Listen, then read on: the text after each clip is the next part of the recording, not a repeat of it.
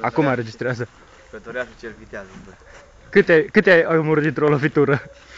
1, 2, 3, 4, 5, 6, 7, Hai de cap. 18. Și celălalt e prăpădie.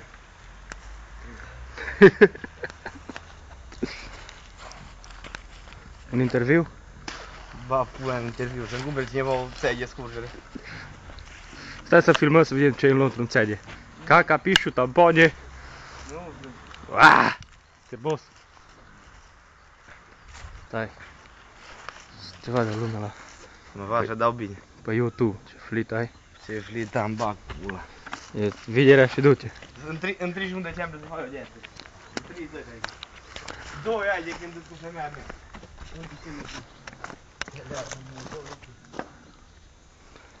Aici sunt rămășițele. Cam atât.